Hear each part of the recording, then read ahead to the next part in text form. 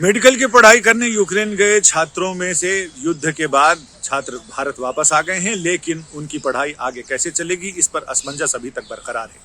Supreme court में जब इस मामले की सुनवाई हुई तो सुप्रीम कोर्ट ने सरकार से कुछ तीखे सवाल किए, जिनके जवाब देने में सरकार को समय लेना पड़ा और यह कहना पड़ा कि उन्हें सरकार से इंस्ट्रक्शन लेना पड़ेगा। लिहाजा सॉलिसिटर जनरल तुषार मेहता ने 1 हफ्ते की मोहलत मांगी और कोर्ट ने 1 हफ्ते की मोहलत देते हुए अगले शुक्रवार तक सुनवाई टाल दी है। लेकिन जो सुनवाई हुई वो बहुत दिलचस्प सवाल जवाब हुए।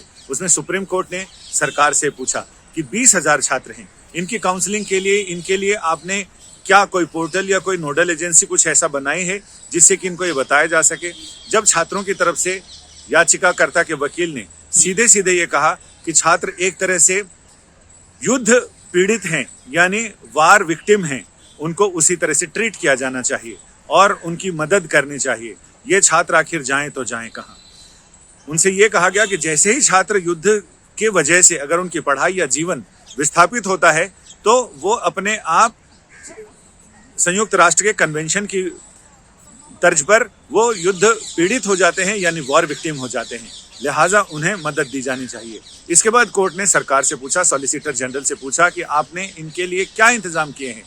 सॉलिसिटर जनरल ने कहा कि प्रॉपर चैनल से बातचीत चल रही है, जिसमें यह तो तय है कि हमने अपने हलफनामे में भी बताया है कि मेडिकल काउंसिल के नियमों की वजह से हम इन छात्रों को भारत में तो एकोमोडेट नहीं कर सकते हैं, क्योंकि इससे बहुत ही अजीब सी स्थिति हो जाएगी। और उन्होंने अपने हलफनामे में भी सरकार ने कहा है कि मामला यह है कि इनमें 2 तरह के छात्र हैं। एक तो वो जो फीस की वजह से विदेशों में पढ़ने जाते हैं, दूसरे वो जिनका मेरिट में नाम नहीं आता है, नीट में जिनका नाम नहीं आता, जिनकी रैंकिंग बहुत कम आती है या रैंकिंग आती ही नहीं है। ऐसे लोग सीधे विदेशी विश्वविद्यालयों से, विदेशी मेडिकल कॉलेज से डिग्री लेने जाते हैं। लिहाजा उनको भारत के छात्रों के साथ जो एक कंपटीशन देकर आते हैं उनके साथ एकोमोडेट करना उचित नहीं होगा। लेकिन हाँ, ये सच है कि विदेशों में ऐसी कई यूनिवर्सिटीज हैं जिनका यूक्रेन की यूनिवर्सिटीज के साथ, जहां ये बच्चे पढ़ रहे थे, भारतीय बच्चे जहां मेडिकल की शिक्षा लेने गए थे, उनके साथ टाई अप हैं, उनके साथ उनकी लाइजनिंग है, वो उन जगह उनको एकोमोडेट कराने को तैयार हैं।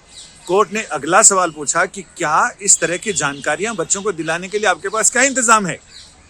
सरकार की तरफ से सॉलिसिटर जनरल ने कहा कि हाँ, एक नोडल ऑफिसर है जो इन सारे लोगों को बताता है। कोर्ट ने सीधा सवाल किया कि 20,000 छात्र और एक नोडल ऑफिसर, क्या वो पागल नहीं हो जाएगा इतने सारे लोगों से डील करते हुए? छात्रों की शंकाएं, छात्रों के सवाल, उनके अभिभावकों के सवाल।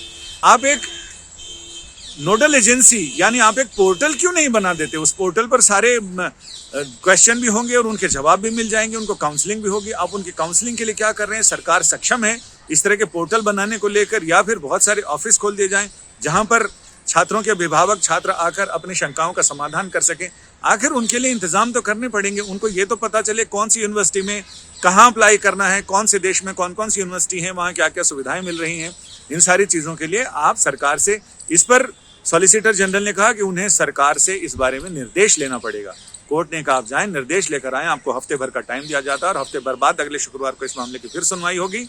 तो ऐसे में सॉलिसिटर जनरल, उम्मीद की जा रही है सॉलिसिटर जनरल तुषार मेहता सरकार से निर्देश लेकर आएंगे कि क्या सरकार कोर्ट की सलाह के मुताबिक कोई पोर्टल बनाने जा रही है जिससे इन छात्रों को मदद मिलेगी। इसी बीच जब ये सारी चीजें हो रही थी, उसी समय याचिकाकर्ता के वकील ने कहा कि कोर्ट इस मामले में नोटिस जारी कर दे।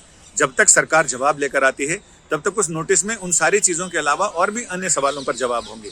इस पर सॉलिसिटर जनरल ने कहा कि अभी नोटिस जारी करने का सीधा सीधा मतलब ये होगा कि छात्रों के मन में ये बात बैठ जाएगी कि वो वॉर विक्टिम है और फिर ऐसे में लोग मुआवजे की मांग भी करने लगेंगे।